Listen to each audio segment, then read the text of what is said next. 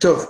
On va voir ensemble, Bezrat Hashem, le sens, comme cela est indiqué dans votre titre, Snapir Vekaskeset, le sens du poisson, le sens des écailles et des nageoires. Vous savez que dans les éléments de la cacheroute, eh bien, je ne parle pas des animaux de manière générale, mais je parle du poisson et des éléments fondamentaux pour qu'on puisse se nourrir du poisson. Je rappelle par la même occasion que le poisson n'ayant pas effectivement traité de problématiques, si je puis dire, de cruauté, comme cela a été le cas à l'époque du déluge, par conséquent, on est moins prudent dans la manière de cachériser le poisson. D'accord ? C'est-à-dire qu'à l'époque du déluge, on pense d'une réalité qui a totalement été à fauter dans son ensemble, et que par conséquent, il y a des éléments qui peuvent, au bout du compte, avoir des implications négatives dans notre comportement. Nous savons pertinemment que quand nous mangeons effectivement des animaux ruminants, des animaux qui justement ont le sabot fondu, eh bien, on met en évidence le fait qu'on n'a pas de rapport cruel à l'égard de la terre. L'homme ressemble souvent à ce qu'il mange. C'est-à-dire qu'au bout du compte, il mange aux qualités qui sont inhérentes aux animaux de ce qu'il mange. Donc, quand on mange au bout du compte des choses qui se contentent de cadavres ou d'animaux qui sont particulièrement cruels, eh bien, cela a des implications, cela a des influences sur notre comportement général. D'accord ? Et le poisson, justement, n'est pas considéré comme étant un poisson qui a une influence sur le monde. Il n'a pas de rapport d'avoir plus cruauté. Mais cependant, il y a ces deux éléments-là qu'on va essayer de comprendre ensemble. D'accord ? Car, nous dit dans la paracha, Etze, Tuchlu, Mikol Asher Bamaim, Kol Asher Lo Snapir, Vekaskeset. Vous n'allez manger, au bout du compte, dans ce qu'il y a dans l'eau, uniquement que ce qu'il y a des nageoires et des écailles. Quand on dit snapir, c'est aussi, au bout du compte, la nageoire de derrière, dorsale, qui va l'orienter. Il n'y a pas écrit les animaux. Non, j'ai pris que les. Non, okay. Dans la page de Shmini, on parle des animaux. Là, je parle que du poisson. Mais oui, mais non, mais donc, s'il y a écrit Asher Bamaim, alors on pourrait croire que les végétaux qui viennent de la mer, on n'a pas le droit non plus. Non, on te dit. Non, parce qu'on te dit au bout du compte qu'on te parle des animaux. Par rapport aux végétaux, il n'y a aucune interdiction par rapport aux végétaux, quels qu'ils soient. Justement, qu'est-ce qu'il y a des snapirs et qu'est-ce que c'est ? Uniquement ce qu'il y a des écailles et des nageoires. D'accord ? Un animal qui n'aurait pas de nageoires ou qui n'aurait pas d'écailles, tu ne peux pas le manger. D'accord ? Et là, c'est ce qui vient des eaux. Pourquoi les végétaux, ça pourrait être permis ? Parce que ce n'est pas un animal, on ne parle que des animaux. On ne parle pas de toutes les créatures. Regarde la suite. De Maïm, Bayanu Banechalim, donc dans les fleuves, dans les mers, Otam Tocholu. Le Kol Asher Ein Snapir Vekaskeset, tout ce qu'il n'y a pas de nageoires et d'écailles, ou Banechalim, Bayamim ou Banechalim, Mikol Sheretz Amaim, tu vois, ce n'est pas de n'importe quoi, c'est uniquement de ce qui est vivant, de ce qui est animé dans la mer. Ou Mikol Nefesh Achaya, donc des animaux, Asher Bamaim, Sheketz Emlachem. Tout ce qui n'a pas ces deux éléments-là fondamentaux, vous ne pouvez pas en profiter. Tu vois ça pour les fruits de mer ? Attends, évidemment, il y a une raison subalterne à ça, qui est fondamentale. Les fruits de mer, ce qu'on appelle les fruits de mer, justement, se sustentent de cadavres. Donc, ça conforte encore plus l'idée de ne pas s'en nourrir. D'accord ? Pourquoi c'est écrit d'abord, vous mangerez ceux qui ont ça, et après c'est écrit, vous ne mangerez pas ceux qui ont ça. Vous ne mangerez pas ceux qui n'ont pas ça. Ceux qui n'ont pas ça. D'accord. Parce que de manière générale, on insiste d'abord parce qu'on implique beaucoup plus de choses, et ensuite parce que la Torah, elle insiste pour parler en général d'abord de manière positive. Quand je rappelle le déluge, quand on parle des animaux dans le déluge qui sont purs et qui sont impurs, on va dire des animaux purs et on va dire et des animaux qui ne sont pas purs. La Torah, elle, au bout du compte, son objectif, ce n'est pas qu'une sémantique. La Torah, elle veut t'enseigner aussi comment parler. Donc, on met d'abord l'accent sur ce qu'il faut manger, sur ce que tu peux manger, et ensuite, on mettra l'accent sur ce que tu ne peux pas manger. D'accord ? Mais shaketz, yelachem, donc c'est totalement dégoûtant, mi bessaram, de leur viande, de leur chair, lo tuchlu, donc vous ne pourrez pas évidemment vous nourrir, ve'et nivlatam, teshaketsu. On pourrait croire que tu ne peux pas les manger, mais tu pourras éventuellement te satisfaire, bénéficier du cadavre. D'accord? Tu ne manges pas un calamar, mais peut-être mort, tu peux le manger. Non. Kol asher ein lo snapir vekaskeset b'mayim, sheket ou lachem. Regarde, pourquoi est-ce qu'on dit tout ce qui n'a pas ici, dans ce dernier verset, d'écailles et de nageoires dans la mer, tu ne le mangeras pas? Pourquoi on revient dans l'eau? Parce qu'il aurait pu tout à fait être envisageable de trouver des animaux qui n'auraient pas, ou qui auraient ces éléments-là, en dehors de l'eau. Je n'ai pas d'exemple à la vérité en tête, mais la tortue, le dinosaure, le lézard, etc. Mais c'est justement c'est un autre paramètre, ce qu'on appelle les animaux qui sont sur Terre. D'accord? Je vous rappelle que quand on met en évidence, c'est vraiment une parenthèse, mais les plaies d'Égypte, puisqu'on s'approche de Pessah un peu, il ne faut jamais oublier, dans les enseignements du Maharal, justement, la fin là-bas, sur les différentes plaies, le système de Rabbi Yehuda, qu'il donnait des simanim, des tsar hadash be'echad, chacune des 3 cycles des plaies, elles mettent en évidence la présence d'Akadosh Baruch Hu dans 3 domaines différents. C'est-à-dire en haut, en bas, au milieu. Au sec, humide, au milieu. D'accord? Dam, c'est évidemment donc l'eau. Et si Dam, Svardea, Kinim, je dis ça vraiment là, en 2 secondes, je ne vais pas m'étendre là-dessus. Mais Kinim, on n'a pas vu ça déjà? Ah, j'ai oublié, je savais si je voulais vous dire ou pas. C'est-à-dire, mais vous voyez, c'est encore une fois cet assemblement qui est là. Donc c'est pareil, on parle des paramètres d'animaux qui fréquentent la mer. D'accord? Les paramètres des animaux qui sont sur Terre, ce sont d'autres paramètres. Ça. Voilà. C'est exact. Non, Bémet, c'est pas pour toi, mais je ne veux pas parler de la shrita parce qu'on va s'embarquer dans une autre chose. Si, je peux te dire un mot. Allez, je vais dire un mot pour pas que ce soit Sam. La shrita, c'est justement le fait sur le coup. C'est le rapport à l'orgueil. Shiut oref. Donc là encore, l'animal, là, on lui fait justement la shrita, c'est mettre en évidence le rapport qu'on a à l'égard d'Akadosh Baruch Hu. Ils n'ont pas un coup trop haut, pas par orgueil, ils n'ont pas un coup trop bas non plus. Archa, nous dit Rashi, Snapir, Elou, Sheshat, Baem.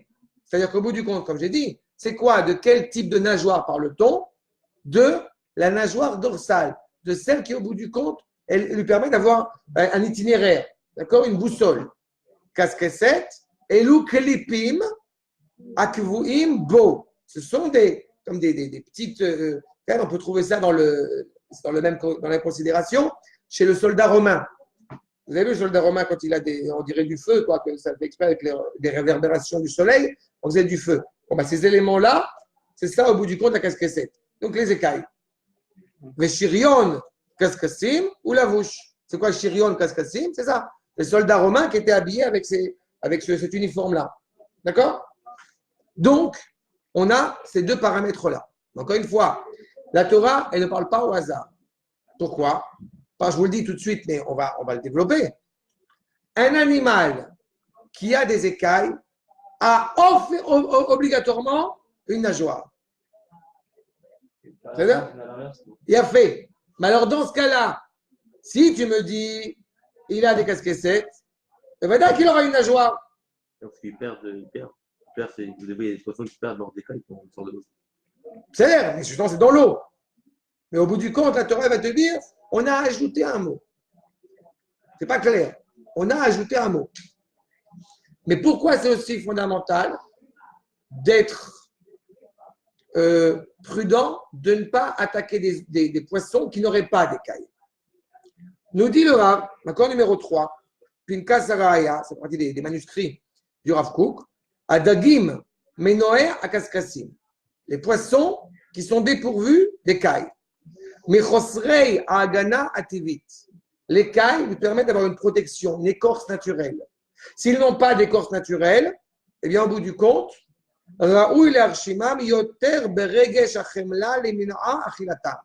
si effectivement ils n'ont pas de protection naturelle, eh bien, cela serait profondément cruel de les consommer. C'est-à-dire que tu ne prends pas en considération ce que tu dis. Regesh achemla. Tu aurais a priori de l'empathie avec ce poisson. Parce qu'il n'a même pas la capacité de se protéger. Pardon? Donc, il te dit, tu n'en manges pas. Non, ça veut dire que de manière générale, même quand on va consommer ce qu'on va consommer, d'accord? Bien, même si cela est nécessaire, il n'empêche que tu ne dois pas, de la même manière, agir avec cruauté à l'égard des animaux que tu consommes. D'accord? Je te rappelle que par rapport aux bovins et aux ovins, il y a une mitzvah de kissou yadam, c'est-à-dire recouvrir le sang qui a été versé. D'accord? Donc là, justement, où est-ce que tu vois, dans chaque chose que tu vas consommer, tu mets en évidence aussi la vertu d'empathie, la vertu de miséricorde. Où est-ce que tu verrais ici, selon les propos du Rav Kook, la vertu de miséricorde à l'égard de ces poissons, justement, le fait que tu sois miséricordieux à l'égard d'un poisson qui n'a même pas la possibilité de se protéger. D'accord? C'est ce rapport-là. Achab, Omnam, Baalei Akaskasim, donc ceux qui ont effectivement des écailles, Bevo Amoed Amale Darat, Yaira Adam et Levavo. Évidemment, ceux qui ont des écailles, alors tu vas être éveillé en ton cœur, Imateva, Samlem, Bechochmat, Yotzro, Agana, Lekiuma. Si la nature, dans les mots du Rav, c'est exceptionnel, si la nature, par le biais de son créateur, a donné une protection naturelle à ce poisson,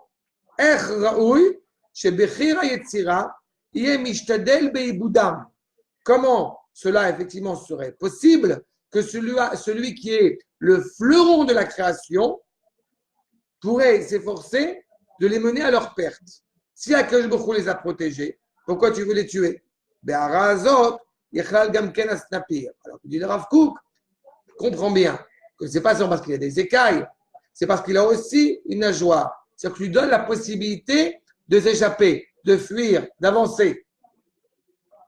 Chez Moïl Gamken, Léat Salatam et Rotfea. Ça, c'est pas seulement par rapport à l'homme, c'est de manière générale. Un animal qui n'a pas la possibilité de bouger, il est la proie, au bout du compte, la plus facile des carnivores, des chasseurs. Ken. Un requin, par exemple. D'accord. Il n'a pas d'écailles, pourtant ça sait se protéger. Chaque animal a son système de défense. Non, il a un système de défense, le requin, d'Avka qui relève moins de lui que des poissons pilotes qui sont autour de lui.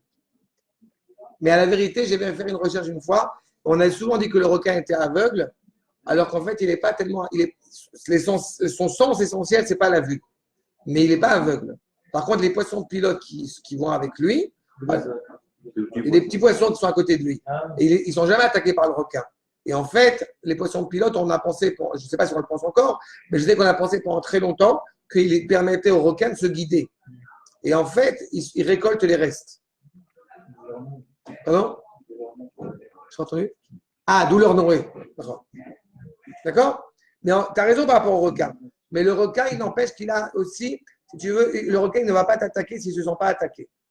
Il y a des règles. Un requin, ça n'attaque pas. Le vrai requin, enlève les films de Spielberg.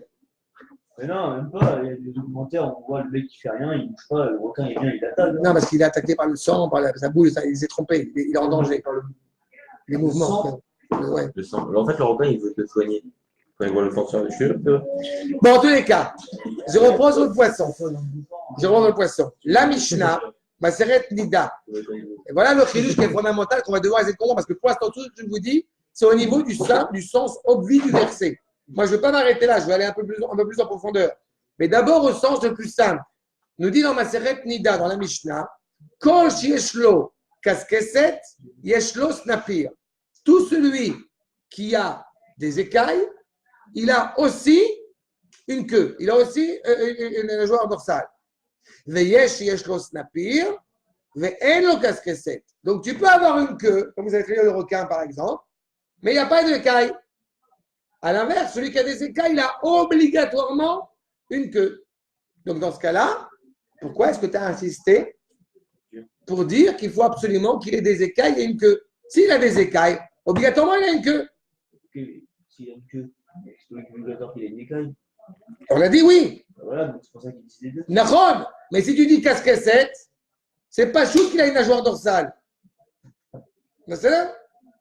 Ah, donc il faut Donc si tu dis yes le casquette, alors tu n'as pas besoin de me dire qu'il a une nageoire dorsale, je le sais. On a dit, c'est quoi l'usine pour ceux qui ont. La nageoire dorsale est quoi? C'est quoi le problème? Là, c'est quoi l'usine? Écaille nageoire, d'accord? Écaille nageoire. Donc, Ok. c'est vrai. Celui Il qui faut a un- écaille et nageoire. Ok, celui qui a une nageoire. Celui qui a une nageoire, il n'a pas forcément d'écaille. Ok. Mais celui qui a une nageoire, celui qui a Écaille. des écailles, il a obligatoirement des nageoires. Comment on dit écaille? Écaille, Qu'est-ce que c'est? casquette. Et nageoire, snapir. Ok. Et le verset, il dit quoi? Il dit celui qui a casquette et snapir. Ok, alors, Mais celui qui n'a pas casquette et qui n'a pas snapir, tu ne peux pas en manger. c'est normal. Mais tu n'as pas besoin de me le dire. Si. Si. S'il a que snapir, donc il Oui, mais on te dit celui qui a casquette et Mais si on te dit qu'il snapir. a plus d'écaille, ben, ça il a Si on te dit qu'il a des écailles, pas tout qu'il a snapir, tu vas me le dire. Mais non, cela va de soi. Cela va de soi. Ouais, Exactement. vraiment. Si le verset nous dit celui qui a. On dit s'il avait dit que écaille. Ok. Donc au demande, on aurait compris qu'il aurait une nageoire. D'accord. Mais ici, il ne nous dit pas que s'il a qu'une nageoire et qu'il n'a pas d'écaille. Alors à l'inverse, tu dis. Donc tu ne te serais pas adressé comme ça. Tu aurais dit s'il a un snapir et qu'il a des casquettes, alors tu peux en manger. Mais s'il a casquette, obligatoirement il a snapir. Donc tu n'as pas besoin de me préciser. Non, Regarde la ça Gemara. colle pas. Regarde la Gemara. Ken t'a dit. Le crocodile. C'est pas un poisson. D'accord, mais il n'y a pas écrit poisson, il y a écrit tout ce qui vit dans Non, mais c'est écaille et. Excusez-moi. Non, mais c'est pas. Il vit pas dans. Le crocodile, en plus, ça, il vit pas dans la mer. Il a besoin de sortir à l'extérieur pour respirer. Arshal, regardez la Gemara. Maseret Nida, accord numéro 5. Kol שיש לו קסקסת, יש לו סנפיר, ויש לו סנפיר ואין לו קסקסת. גם כל שיש לו קסקסת, דג טהור. Tout celui qui a des écailles, c'est un poisson comestible. יש לו סנפיר ואין לו קסקסת. השתא דכתב רחמנא סנפיר, וקסקסת מנהלן, וקסקסת לבוש. ודרתי, ושריון קסקסית, bref. Et je poursuis. Amar Rabbi Avaou, Vechen Tana Debi Rabbi Ishmael, Yagdil Torah Veyadir. C'est-à-dire, ok, j'ai compris. Celui qui a snapir, il n'a pas forcément des casquettes. Donc, c'est important que tu dises que si jamais tu vois un poisson avec un snapir, c'est pas sûr que tu puisses en manger. C'est-à-dire, mais à l'inverse, on te dit, si la casquette, il a obligatoirement snapir. Donc, il aurait suffi que tu dises, tout poisson qui est dans l'eau, qui a casquette, est cachère. Bon, pourquoi tu me dis casquette et snapir? Répond Rabbi Ishmael. Pourquoi? Pour voir combien la Torah est grande. Et pas d'autre sens que ça. Donc, si je parlais un peu dans un langage un peu cru, donc il y a un mot inutile dans la Torah. Puisque ça ne sert à rien de me le dire. Tu n'apprends aucune information en me disant que sous prétexte qu'il a des écailles et une queue, il est cachère. Mais tu aurais pu dire uniquement qu'il a des écailles, j'aurais compris qu'il a obligatoirement une nageoire dorsale. Donc, obligatoirement, il était comestible. Regarde, c'est bien, mais il a dit casquette. Il a mis l'accent sur la casquette, il n'a pas mis l'accent sur le problème du snapir. Ce verset de Sœur Sarah, comment on peut comprendre que si il a que snapir, on ne peut pas le manger? Parce qu'il n'a pas forcément casquette. C'est des maths. C'est ça, c'est vraiment des maths. Là, vraiment, sur le coup, c'est vraiment des maths. Donc si on dit que casquette, on peut dire qu'on a snapir. Exactement. D'accord? Mais malgré tout, on sait pertinemment que la Torah, il n'y a pas un mot inutile. Donc il veut dire que. Il a fait, exactement. Le Rav dans Igeret. Le Rav dans Igeret Raya nous explique comme cela. Nirela niudati. Il faut comprendre. Des inyanei, des perouches, ou inyanei yediot. Donc, concernant les connaissances, et quand on parle de yediot, on peut avancer ça au sens de connaissances biologiques, au sens physique. Nimsaim arbe batora, chez ein baem halacha. Il y a des connaissances qui sont traduites dans la Torah qui ne relèvent pas de la halacha. Juste que tu aies une connaissance aussi, de manière générale, sur la vie, sur le monde tel qu'il est généré par Akadosh Baruch Hu. V. Yafé sichatan chez l'avde avot, par exemple, la conversation entre les serviteurs des Avotenu qui parlent ensemble, a priori, il n'y a pas de halakha qu'on apprend de cela. Et pourtant, c'est très important que ça apparaisse dans la Torah, parce qu'on apprend d'autres choses qui ne sont pas la halakha. Ce qui, en parenthèse, renforce aussi dans l'idée que la Torah n'est pas un livre de halakha. Certains voient dans la Torah un livre de halakha. Ce n'est pas vrai. La Torah, elle transmet la parole d'Akadosh Baruch Hu telle qu'elle se révèle dans le monde. Arshav, Veimken, Imaya Katuv Kaskeset, si effectivement il y avait écrit les écailles, Aiti Shachach Atahara, Munach Bekaskeset Levad, j'aurais pu penser qu'il suffit qu'il y ait des écailles pour que le poisson soit considéré comme kasher. Vemisnapir, l'homme est shakar tahara. Et que de la queue, de la nageoire dorsale, que ça ne veut pas dire forcément que le poisson il est kasher et il est pur. Katav Rachmanas Napir. Mais on écrit justement la nageoire dorsale. Léodien ou Ayedia, afin de nous enseigner quelque chose d'important, chez Koach Tahara, Munach Mishnehem. Bien que ce soit une évidence d'un point de vue purement technique, que s'il y a les écailles, il y a obligatoirement la nageoire, il n'empêche qu'un animal, un poisson, va être considéré comme pur en mettant en évidence ces deux éléments. Pourquoi ces deux éléments sont aussi importants? Je n'ai pas encore répondu. Dans tous les cas, la Torah insiste fondamentalement pour nous dire combien ces deux éléments sont importants. C'est avec ces deux éléments que la Torah en sort grandie. Je vous rappelle les propos du Rabbi Ishmael. Okay.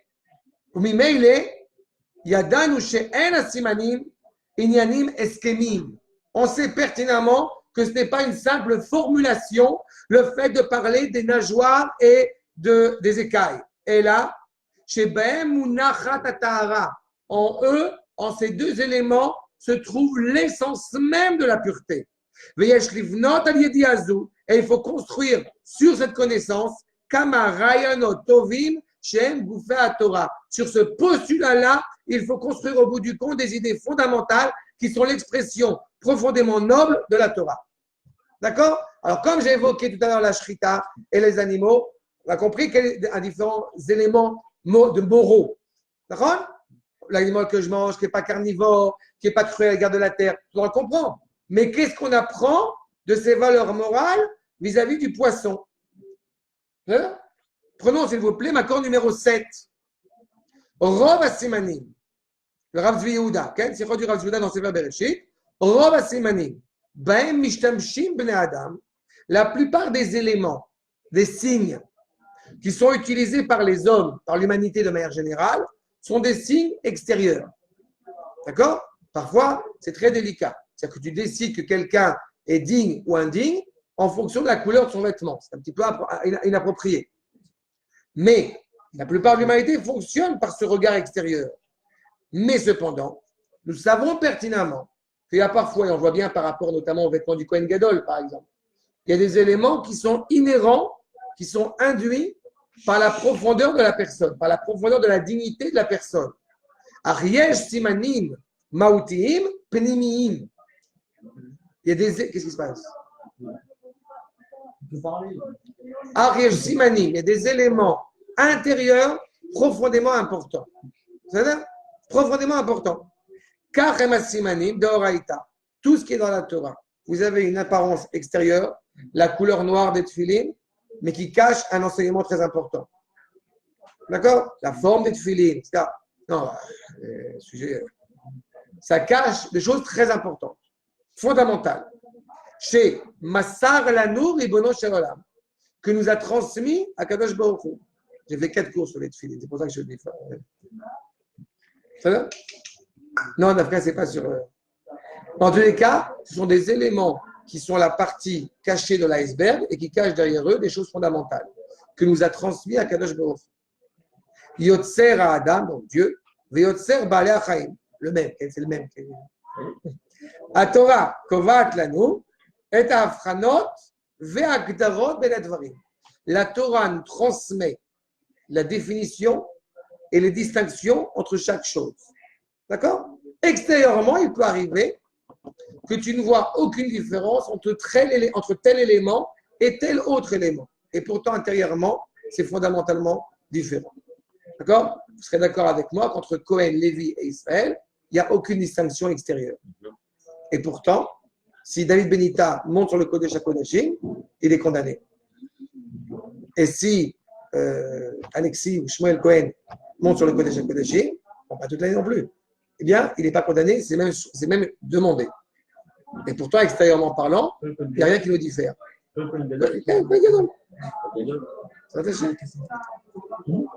עכשיו, ומוסרת לנו סימנים. Elle nous transmet des éléments. Des simanim chez le Torah. Et regarde, simanim. C'est intéressant aussi. C'est quoi les simanim quand on lit la Torah? C'est la cantillation. C'est ce qui te permet, au bout du compte, de savoir comment lire le verset. Si tu n'as pas les simanim, tu ne sais pas comment le lire. Donc, tu peux avoir un élément extérieurement qui t'apparaît clair, qui t'apparaît compréhensible, alors qu'en fait, il cache quelque chose de profondément profond. Simanim shel Torah, kagon snapir, justement ce qui nous occupe, kaskeset, em simanim et boré olam. C'est Akadosh Baruch Hu qui a élaboré ces signes-là avant même de créer le poisson, j'ai envie de dire. D'accord? Ashayachim le'etzem mauto shel hadavar. L'essence même du poisson, ce qui définit un poisson, n'est-ce pas? C'est les écailles et la queue. Vous demandez à un enfant de dessiner un poisson, c'est-à-dire, s'il n'a pas été encore trop intoxiqué par le poisson pané, a priori, quand il dessine un poisson, c'est voilà, c'est un poisson. Pour lui, c'est un poisson. Quand il fait un poisson, quand il fait moins un animal dans la mer, il ne va pas faire un escargot, un calamar ou une pieuvre ou un arabe, je ne sais pas, n'importe quoi, il ne va pas faire un. התנהגות הביולוגית. Ah oui, c'est vrai, je l'ai. התנהגות הביולוגית, donc le comportement biologique, un comportement biologique, mâle, guéra, ou ma frise par ça. Encore une fois, le comportement biologique de l'animal tel qu'il est, le fait que l'animal soit ruminant, ça implique une purification intérieure, ça implique un filtrage de ce qui va ingurgiter. Arrêt ou shayechet, les etzem la psychologia, shel bala chaimze. Le Rav de Yehuda va plus loin en disant évidemment, ça relève des inclinaisons psychologiques de l'animal en question. D'accord? Un animal, même si biologiquement parlant, on va dire c'est normal que l'animal ne soit pas cruel à l'égard de la terre parce qu'il a des sabots fondus, des sabots fourchus, il n'empêche que c'est ainsi que l'a créé le Créateur qui, au bout du compte, instinctivement, le pousse à avoir un rapport miséricordieux, un rapport agréable à l'égard de la terre.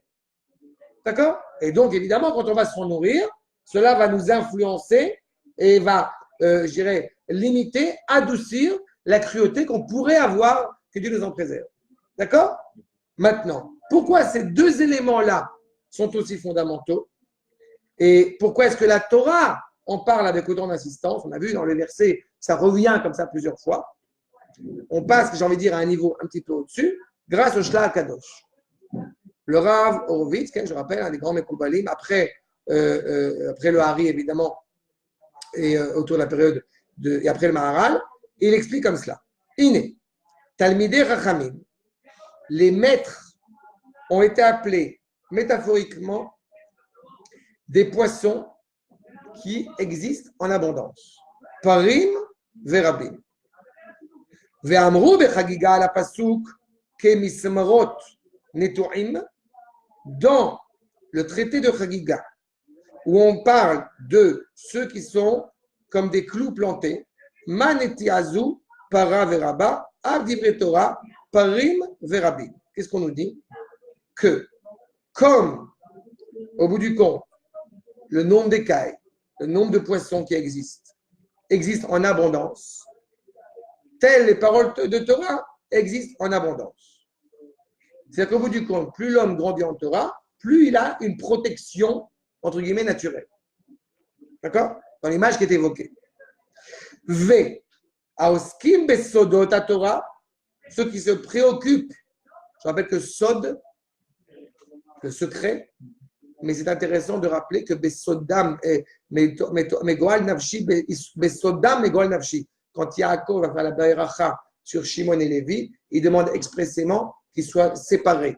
Parce que leur union, besodam, ok, eh bien, l'embête.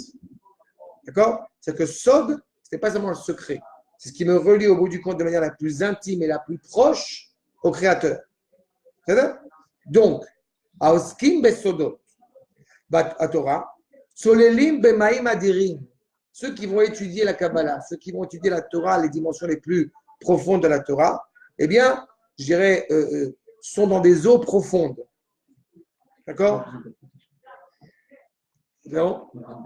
A priori, s'ils en ont, alors ça peut aller. Mais s'ils n'ont pas de protection, c'est dangereux. D'accord? Ve'amukim, ve'em kedoshim et teorim kamotam. S'ils sont totalement animés justement par la Torah et par la sainteté, par la pureté, on a dit que ces poissons-là qui avaient des écailles, ils étaient purs, ils étaient cachers. Donc s'ils ont des écailles, ils sont purs, ils sont cachers. Donc ils peuvent se promener dans les eaux les plus profondes. D'accord? Donc la casquette 7, c'est quoi? C'est la Torah. Et c'est quoi le snapir? Qu'est-ce qui va me permettre, justement, on a dit s'il y a des casquettes 7, c'est qu'il y a le snapir. D'accord? Vetnan casquette 7, imbo. La casquette 7, c'est la Torah. On a parlé de l'uniforme romain, c'est la protection. Tu es armé. C'est-à-dire? Mais c'est quoi justement le snapir?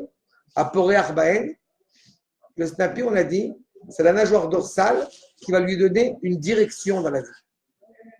C'est-à-dire? C'est clair? C'est-à-dire, Ata et Faresh Asod, Akvu'in Romez, Alma Shekibel Mirabo, Veu Bechinat Chochma. Plus tu vas boire de la Torah de ton maître, plus tu vas avoir des écailles. C'est-à-dire? Vesnapir, Asher Mitpashet Bahem, Bechinat Bina, Sheisechel Amolid, ou Beze Yagdil Torah. On a dit dans la Gemara que pourquoi il y avait écrit un mot a priori inutile, juste pour que Yagdil Torah. C'est que la Torah, elle va grandir. Donc, c'est quoi le snapir? C'est ce qu'au bout du compte, tu vas construire progressivement grâce, exactement, grâce aux écailles. C'est la direction. C'est le Sechel Shel Torah. C'est tu vas continuer toute ta vie à grandir encore plus avec la Torah. Je vous rappelle que la Torah n'est pas, et c'est pas un hasard si la Torah est appelée Moracha, comme nous dit les Rachamim justement, ne dit pas Moracha mais Meorasa. On n'a pas seulement reçu un héritage, un patrimoine qui serait la Torah. On est fiancé avec elle. On est marié avec elle. C'est-à-dire qu'au bout du compte, eh bien, ce passage qui est a priori un passage, une période très courte entre l'homme, entre le fiancé et la fiancée. Et pourtant, c'est un moment décisif. C'est un moment fondamental où il y a un lien entre le khatan et la kala. Justement, il y a un lien entre le khatan et la kala qui est immuable, qui est éternel, qui est inaltérable. Eh bien, le snapir, celui qui dit, moi j'étudie la Torah, ça y est, j'ai fini, j'ai les casquettes 7, elles vont s'égayer, elles vont entre guillemets, elles vont s'en aller. Mais ce qui permet au bout du compte de renforcer toujours cette force de l'uniforme et cette forme des écailles, c'est le snapir. C'est d'avoir une direction, c'est-à-dire que même quand effectivement tu ne seras pas à côté de ton maître, de pouvoir prendre les bonnes décisions qui vont être indiquées grâce à la croissance de Kedusha, de Torah et de Tahara que tu vas avoir chez toi. Et c'est ça qui va te donner au bout du compte la direction pour pouvoir te permettre d'aller nager dans les eaux profondes. Shalom. Pas du tout.